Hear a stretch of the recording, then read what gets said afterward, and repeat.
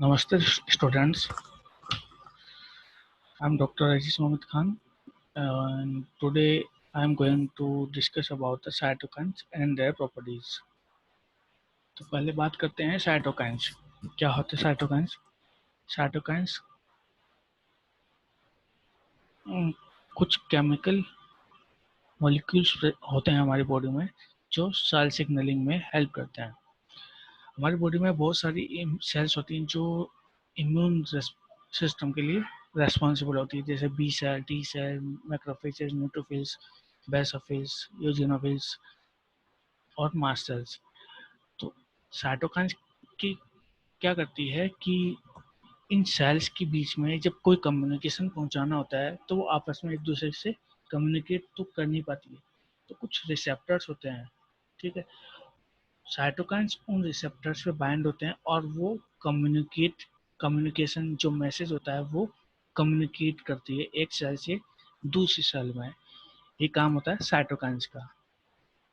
ठीक है, और सेल टू सेल कम्युनिकेशन का जो रोल है, इसलिए इसको साइटोकाइन्स कहते हैं। ठीक है, सेल से निकले हुए केमिकल मॉलिक्यूल्स को हम साइटोकाइन्स कहते हैं और इनको दूसरा नाम कीमोकाइन्स भी कहते हैं। ये लो मोलिकुलर वेट प्रोटीन होते हैं और इनमें से कुछ प्रोटीन ऐसे होते हैं जो ग्लाइकोप्रोटीन्स कहलाते हैं। प्रॉपर्टीज क्या है साइटोकाइन्स की? साइटोकाइन्स जीन सिग्नलिंग को ट्रिगर करते हैं और जीन एक्सप्रेशन करते हैं। जब एक सेल से निकलते हैं वो जीन एक्सप्रेशन करते हैं, जीन ट्रिगरिंग करते हैं, जैसे वो सेल एक्टिव हो जाती है और अपना काम करती है। जैसे टी सेल्स होती है, बी सेल्स होती है। ठीक है, और कुछ इंट्रासेलुलर सिग्नल्स होते हैं, जैसे कुछ रिसेप्टर्स होते हैं, उन रिसेप्टर पे जाके कुछ वो सिग्नल्स पहुंचाती है और वो एक सेल से दूसरी सेल की तरफ सिग्नल पहुंच जाते हैं। और उनके बीच में जो एफिनिटी होती है, रिसेप्टर के साथ में जो एफिनिटी होती है वो बहुत ज़्यादा स्ट्रांग होती है। मतलब जब इनको दोबारा से जब हटाया जाता है तो वो डिसोसिएट नहीं हो पाती इजीली। अब हम बात करते हैं कि साइटोकाइन्स की जो एक्शन होते हैं वो किस तरीके से होते हैं। जब एक सेल साइटोकाइन रिलीज करती है और उसी सेल के ऊपर वो जाके बाइंड हो जाते हैं तो उसको हम बोलते हैं ऑटोकाइन एक्शन। ठीक है, जब एक सेल इन साइटोकाइन को रिलीज करती है और दूसरे नियर बाय किसी सेल पे जाके ये साइटोकाइन रिलीज होते हैं कि उनके रिसेप्टर पे जाके अटैच होते हैं, तो उसको हम बोलते हैं पैराक्राइन सिग्नलिंग या पैराक्राइन एक्शन। और जब एक सेल साइटोकाइन रिलीज करती है और वो ब्लड सर्कुलेशन के अंदर कहीं दूर जाके लिम्फ नोड्स या कहीं भी जाके वो किसी दूसरी सेल पे जाके अटैच होते हैं, तो उसको हम बोलते हैं एंडोक्राइन एक्शन। ठीक है, तो एक साइटोकाइन की जो एक्टिविटी होती है उसके बेसिस पे कितने टाइप की होती है, एक साइटोकाइन कितनी सेल्स पे क्या क्या काम करता है, क्या क्या एक्टिविटी होती है, क्या क्या फंक्शन होते हैं, उसके बेसिस पे इसके जो टाइप्स है वो ये है कि फर्स्ट टाइप है प्लियोट्रोपी, कि जब एक एक्टिवेटेड टी सेल कुछ इंटरल्यूकिन रिलीज करती है जिनको हम बोलते हैं IL-4, इंटरल्यूकिन 4। इन इंटरल्यूकिन 4 का 3 सेल्स पर अलग अलग काम है। जैसे बी सेल्स के ऊपर ये क्या क्या करती है, एक्टिवेशन करती है, प्रोलिफरेशन भी करती है और डिफरेंशिएशन में भी हेल्प करती है। थाइमोसाइट में का ये प्रोलिफरेशन करती है और मास्ट सेल्स का प्रोलिफरेशन करती है, मतलब उनका डिवीजन करती है। तो साइटोकाइन तो एक ही है, लेकिन काम क्या क्या कर रहा है, तीन तीन सेल पे अलग अलग काम कर रहा है। तो इस एक्शन को हम बोलते हैं प्लियोट्रोपी। रिडंडेंसी, जब तीन तरह के साइटोकाइन जैसे IL-2, IL-4, IL-5 जैसे तीन साइटोकाइन है, वो अगर 20 सेल पे जा रहे हैं तो एक ही काम कर रहे हैं, प्रोलिफरेशन का। तो जब तीन तरह के साइटोकाइन या दो तीन कितने भी टाइप के साइटोकाइंस होते हैं उनका काम एक ही होता है, तो उसको हम बोलते हैं रिडंडेंसी। सिनर्जिज्म, सिनर्जिज्म मीन्स जब एक साइटोकाइन कोई काम कर रहा है लेकिन उसका काम कोई तब तक पूरा नहीं होता जब तक कोई दूसरा साइटोकाइन इसमें आके हेल्प ना कर दे। और जब ये दोनों साइटोकाइन एक दूसरे के साथ मिल जाते हैं तब एक पर्टिकुलर काम को इंड्यूस होता है, ठीक है। जैसे इंटरल्यूकिन 4 और इंटरल्यूकिन 5 होते हैं। अगर इंटरल्यूकिन 4 अकेला जाता तो ये बी सेल से आईजीई में कन्वर्जन नहीं हो पाता, ठीक है, इसका डिफ्रेंशिएशन नहीं हो पाता। लेकिन जब इंटरल्यूकिन 4 और 5 जब मिले, उससे जो सिग्नलिंग हुई, उससे बी सेल से डिफ्रेंशिएशन होके आईजीई जो एंटीबॉडी है उसका प्रोडक्शन होता है, ठीक है। तो दो साइटोकाइन मिलके एक काम कर रहे हैं, उसको हम बोलते हैं सिनर्जिज्म। एंटागोनिज्म, जब एक साइटोकाइन कोई काम करता है और दूसरा साइटोकाइन उसके काम को इनहिबिट कर देता है, उसको हम बोलते हैं एंटागोनिज्म, मतलब एंटी एक्टिविटी, उसके अगेंस्ट काम करता है। जैसे इंटरल्यूकिन 4 है, वो काम करता है आईजीई के क्लास स्विचिंग का। आईजीई बी सेल से प्लाज्मा सेल से आईजीई बनती है, तो इंटरल्यूकिन 4 ये काम करता है। लेकिन इंटरफेरोन गामा जो है वो जब आ जाता है और इसकी सरफेस पे अटैच हो जाता है, तब इंटरल्यूकिन 4 अपना काम नहीं करेगा और बी सेल से आईजीई नहीं बनेगा, बी सेल से आईजीई नहीं बन पाता है, तो ये एंटी इफेक्ट हो गया, तो इसको हम बोलते हैं एंटागोनिज्म। अब नोमेनक्लेचर जो है साइटोकाइंस का, वो इस बेसिस पे होता है कि साइटोकाइंस कहाँ कहाँ से ओरिजिनेट हुए हैं और क्या काम कर रहे हैं। जैसे इंटरल्यूकिन है, इंटरल्यूकिन्स जो है वो ल्यूकोसाइट से निकलते हैं और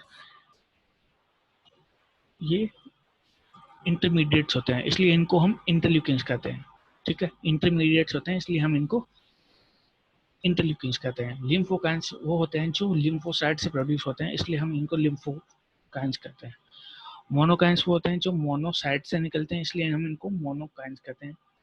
इंटरफेरॉन जो है, इंटरफेरॉन एंटीवायरल एक्टिविटी होती है, इसलिए इनको इंटरफेरॉन कहते हैं। कोलोनी स्टिमुलेटिव फैक्टर वो होते हैं जो ग्रोथ को सपोर्ट करते हैं, जो ब्लड सेल्स होती है उनको ग्रोथ को सपोर्ट करते हैं, इसलिए हम इनको कॉलोनी स्टिमुलेटिंग फैक्टर्स कहते हैं।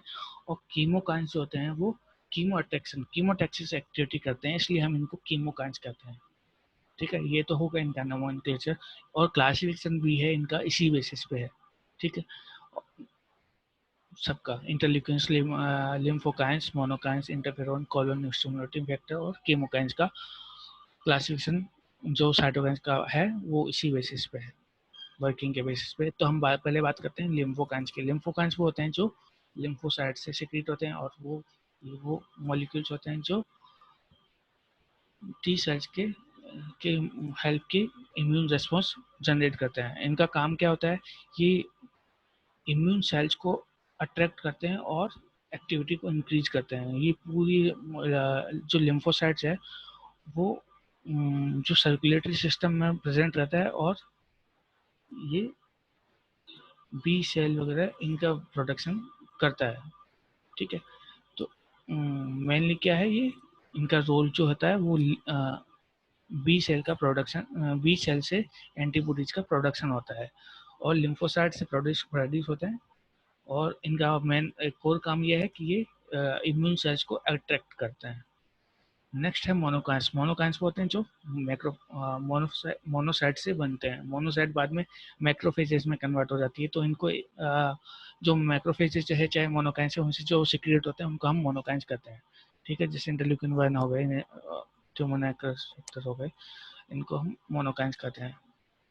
ये एक बड़ी क्लास है, बहुत मेजर क्लास है, क्योंकि जो मोनोसाइट और मैक्रोफेजेस जो होते हैं वो एंटीजन प्रेजेंटिंग सेल्स होते हैं, तो इनका जो सिक्रीशंस होता है वो बहुत ज़्यादा होता है, ठीक है। इनमें कई सारे मॉलिक्यूल्स होते हैं। अब हम बात करते हैं इंटरल्यूकिन्स की। इंटरल्यूकिन्स क्या होता है, कुछ इंटरमीडिएट्स होते हैं, एक सेल से दूसरी सेल्स के बीच में इंटरमीडिएट्स होता है। और एक बहुत सबसे बड़ी क्लास होती है साइटोकाइंस की, जो बहुत सारे फंक्शंस करती है। इंटरल्यूकिन जो होते हैं, इंटरल्यूकिन 1 टू इंटरल्यूकिन 37 होते हैं, ठीक है। इनमें से कुछ इंटरल्यूकिन होते हैं जो गुड एग्जांपल्स हैं प्लियोट्रोपी के, सिनर्जिज्म के, एंटागोनिज्म के, ठीक है, एक इंटरल्यूकिन एक काम करता है, दो भी काम कर सकता है, तीन भी कर सकता है, या दो मिलके एक काम कर सकते हैं, और एक एक इंटरल्यूकिन दूसरे इंटरल्यूकिन के काम को इनहिबिट भी कर सकता है। ठीक है, तो इंटरल्यूकिन्स के बहुत सारे काम होते हैं, जैसे इंटरल्यूकिन 2 है, इंटरल्यूकिन 4 है, इंटरल्यूकिन 6 है। इंटरल्यूकिन 2 जो होता है, इनका मेन काम जो होता है प्रोलिफरेशन और एक्टिवेशन होता है। ठीक है, बी सेल का प्रोलिफरेशन और एक्टिवेशन होता है, और इसी तरीके से टी हेल्पर सेल्स का भी प्रोलिफरेशन करता है IL-4, इंटरल्यूकिन 4। ठीक है, तो ये इंटरल्यूकिन्स के फंक्शन होते हैं, और इनके बहुत सारे एग्जांपल्स होते हैं, जैसे इंटरल्यूकिन 5, 7, 8, 9, 10, और इस तरीके से 37 इंटरल्यूकिन्स होते हैं, तो सबके अलग अलग काम होते हैं। जैसे ये इंटरल्यूकिन 10 है, इनका काम क्या होता है, इंटरल्यूकिन 12 को रोकना, ताकि वो फर्दर टी हेल्पर सेल्स को नहीं बनाए। टी हेल्पर सेल्स बनती जाएगी तो बहुत ज़्यादा इंटरल्यूकिन्स बनते जाएंगे। तो इंटरल्यूकिन 10 का काम है कि इनहिबिटरी एक्शन होता है, ये इनहिबिट करता है फर्दर टी हेल्पर सेल्स के बनने का। इंटरल्यूकिन 12 क्या करता है, टी हेल्पर सेल्स को प्रोडक्शन बनाता है। ठीक है, जो नेओ टी सेल्स होती है उससे टी सेल्स को एक्टिवेट करता है, और TH1 और TH2 टाइप के सेल्स बनाता है। इसी तरीके से इंटरल्यूकिन 1 भी होता है, वो भी TH2 टी हेल्पर 2 सेल्स बनाता है, लेकिन इंटरल्यूकिन 10 क्या करता है, उनके काम को इनहिबिट करता है। और हम बात कर रहे हैं इंटरफेरोन। इंटरफेरोन क्या है, ये एंटीवायरल एजेंट है जो हमारी बॉडी में है, लेकिन सबसे बड़ी बात है ये हमारी बॉडी का first line of defence system है। ठीक है, जो हम जब पैथोजन एंटर करता है तो सबसे पहले जो एक्शन लेते हैं, वो जो हमारी बॉडी में सबसे पहले एक्शन लेते हैं, उनके अंदर इंटरफेरेंस आते हैं। ठीक है, ये हम बॉडी में कुछ स्टिमुलेशन करते हैं, जिससे एलर्जिक रिएक्शन भी हो जाती है, और इंटरल्यूकिन जो होते हैं वो कई जीन्स रेस्पॉन्स से प्रोड्यूस होते हैं। ठीक है, कुछ जीन्स होते हैं जो इंटरल्यूकिन्स इंटरफेरेंस के लिए रेस्पॉन्सिबल होते हैं। वो जब सीक्रेट होते हैं, वो जब जीन्स एक्टिवेट होते हैं तो इंटरफेरेंस सीक्रेट होते हैं, और जब ये इंटरफेरेंस सीक्रेट होते हैं तो वो टारगेट सेल पे जाके एंटीवायरल एक्टिविटी शो करते हैं। कई टाइप के इंटरफेरेंस होते हैं, interferon type 1, type 2, type 3, interferon gamma, interferon alpha, interferon omega. ठीक है, तो जैसे जैसे इनका एक्शन होता है वैसे उस तरीके से इंटरफेरॉन अलग अलग टाइप के होते हैं। कीमोकाइंस, कीमोकाइंस वो होते हैं जो सिग्नलिंग प्रोड्यूस करते हैं, और ये सिग्नलिंग प्रोटीन्स होते हैं। इनका मेन जो काम होता है वो कीमोटैक्सिस होता है, इसीलिए इनका नाम पड़ा है कीमोकाइंस। ये डायरेक्ट एक्शन करते हैं, जब कोई एंटीजन आता है तो कीमोकाइंस क्या होते हैं, ये किसी भी एंटीजन को डायरेक्ट किलिंग करते हैं कीमोटैक्सिक इफेक्ट की वजह से, इसलिए हम इनको बोलते हैं कीमोकाइंस। और ये भी कई क्लासिफिकेशन इनका जो है कई टाइप से होते हैं। ठीक है, कई टाइप के टाइप होते हैं कीमोकाइंस के। नेक्स्ट है colony stimulating factor. Colony stimulating factor का जैसे अभी हमने बताया था, इनका यही काम होता है कि प्रोलिफरेशन में हेल्प करना। जब कोई एक सेल दूसरी सेल में कन्वर्ट होती है उससे पहले वो प्रोलिफरेट करती है, डिवाइड होती है, बहुत ज़्यादा डिवाइड होती है। उसके बाद में प्रोलिफरेशन होने के बाद में वो क्या करती है, डिफ्रेंशिएट होती है एक सेल से दूसरी सेल से। तो ये डिफ्रेंशिएट किसको करवाते हैं, ब्लड सेल्स को। ठीक है, ब्लड सेल का डिफ्रेंशिएशन ये करवाते हैं।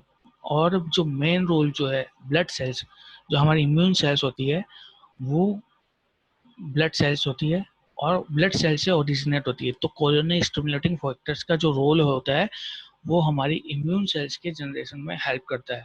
ठीक ठीक है, तो ब्लड सेल्स में WBC होती हैं, तो उन WBC को दूसरी सेल्स, दूसरी टाइप की सेल्स में कन्वर्ट करवाने के लिए कॉलोनी स्टिमुलेटिंग फैक्टर रेस्पॉन्सिबल होते हैं। ये एंडोक्राइन एक्टिविटी भी करते हैं, पैराक्राइन और कीमोक्राइन।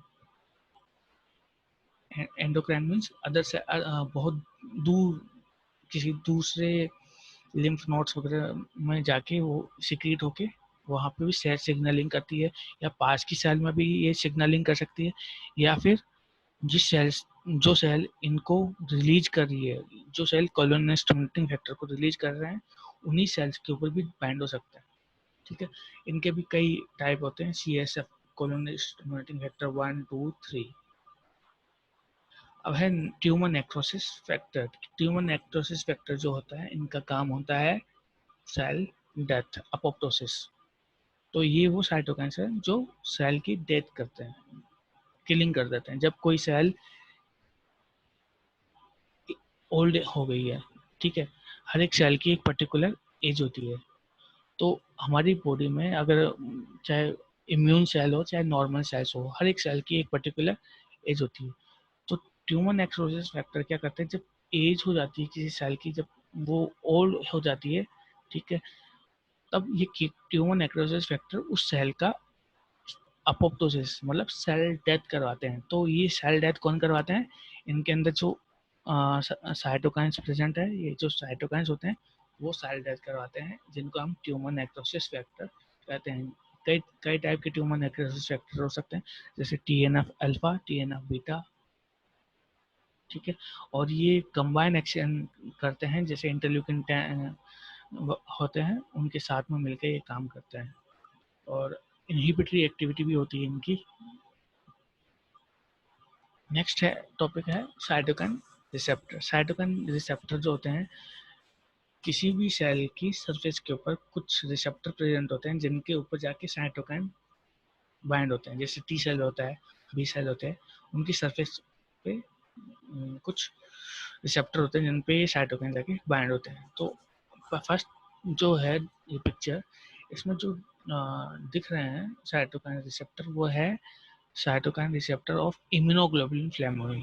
मतलब ये इम्यूनोग्लोबुलिन क्लास से बिलोंग करते हैं। इनकी जो स्ट्रक्चर है वो एंटीबॉडी की स्ट्रक्चर से सिमिलर, जैसे डाइसल्फाइड बॉन्ड एंटीबॉडी में होते हैं वैसे ही इसी में भी प्रेजेंट रहते हैं। ये किस किस में होता है, इंटरल्यूकिन 1 में, कॉलोनी स्टिमुलेटिंग फैक्टर में होता है, इन सब में होते हैं ये इम्यूनोग्लोबुलिन रिसेप्टर्स। ठीक है, सेकंड जो है वो है class 1 cytokine super family. Class 1 cytokine super family में क्या होता है कि यहाँ पे दो चार डोमेन है। इन चार डोमेन में से ये दो डोमेन जो मेम्ब्रेन से दूर है, ठीक है, मेम्ब्रेन डिस्टल, ये दो डोमेन कंजर्व्ड होते हैं। मतलब इनकी सीक्वेंस में सिस्टीन रीजन प्रेजेंट रहता ही रहता है। तो इन रीजन्स को कहते हैं क्लास 1 साइटोकाइन रिसेप्टर फैमिली। ठीक है, ये किस किस में होता है, इंटरल्यूकिन 2, 3, 4, 5, 6, 7, 8, 9, 11, 12, इनके अंदर ये क्लास 1 साइटोकाइन रिसेप्टर प्रेजेंट रहता है। फिर है क्लास 2 साइटोकाइन रिसेप्टर। इसमें क्लास 1 की तरह भी एक कंजर्व सीक्वेंस रहती है, लेकिन यहाँ पे जो कंजर्व सीक्वेंस रहती है वो एक साइड में रहती है, एक साइड में, ऐसा नहीं कि डिस्टल पॉइंट पर। इसमें डिस्टल पॉइंट पे कंजर्व सीक्वेंस नहीं रहती, इसमें कंजर्व सीक्वेंस जो रहती है वो एक साइड में होती है। ठीक है, जैसे सिस्टीन रीजन प्रेजेंट है तो ये एक साइड में है। ठीक है, जो भी वेरिएशन होता है वो सेकंड पोर्शन में होता है। ठीक है, नेक्स्ट जो क्लास है वो है tumour necrosis vector receptor family. Tumour necrosis receptor family के अंदर जो रिसेप्टर फैमिली होते हैं वो एक के ऊपर एक कुछ बाइंड होते हैं। ठीक है, ये कई टाइप के हो सकते हैं, C1, C2, C3, C4, और इनके आपस में कई सारे कॉम्बिनेशन होते हैं। और ये किस में होते हैं, TNF alpha, TNF beta, CD10, इन ये जो ट्यूमर नेक्रोसिस फैक्टर होते हैं ये जाके इन रिसेप्टर पे बाइंड होता है। नेक्स्ट है कीमोकाइन रिसेप्टर। कीमोकाइन रिसेप्टर सबसे अलग टाइप का रिसेप्टर फैमिली है। इसके अंदर कुल मिला के 7 ट्रांस मेम्ब्रेन प्रोटीन्स होते हैं, जैसे 1, 2, 3, 4, 5, 6 एंड 7। ये ट्रांस मेम्ब्रेन को क्रॉस करके ये ट्रांस मेम्ब्रेन प्रोटीन होते हैं जो जी प्रोटीन से कपल होते हैं। ठीक है, और इनका काम जो होता है वो कीमोटैक्सिक इफेक्ट प्रोड्यूस करना होता है। ठीक है, ये किस किस में होता है, इंटरल्यूकिन 8 में होता है। ठीक है, जो इंटरल्यूकिन 8, जो यहाँ पे इंटरल्यूकिन 8 नहीं था ना, तो वो इंटरल्यूकिन 8 जो होता है वो कीमोकाइन रिसेप्टर फैमिली से जाके बाइंड होता है। बाकी जो क्लास है इंटरल्यूकिन 2, 3, 4, 5, 6, 7, फिर 9, 11 और 12 वो receptor family class 1 receptor family होती है। और क्लास 10 है वो क्लास 2 फैमिली है। इंटरल्यूकिन 2 10 जो है वो क्लास 2 फैमिली में काउंट में होता है। और इंटरल्यूकिन 10 जो है वो कीमोकाइन रिसेप्टर फैमिली में काउंट होता है, जिसका काम होता है कीमोटैक्सिक एक्टिविटी। ठीक है। और ये किससे बाउंड होता है? जी प्रोटीन कपल्ड, ये जी प्रोटीन कपल्ड रिसेप्टर होता है, उन पे जाके ये इंटरल्यूकिन 8 बाइंड होता है। ठीक है। ये स्ट्रक्चर है जिसमें सारी रिसेप्टर फैमिलीज एक पिक्चर के अंदर प्रेजेंट है। Class 1 class 2 tumour necrosis factor, कीमोकाइन receptor family, और यहाँ पे ये रिसेप्टर फैमिली की ट्रांसमेम्ब्रेन प्रोटीन प्रेजेंट है। यहाँ पे फॉस्फोलिपिड लेयर वगैरह यहाँ पे प्रेजेंट है। सबसे अलग क्लास है। ठीक है। तो आज का लेक्चर यहीं कंप्लीट होता है।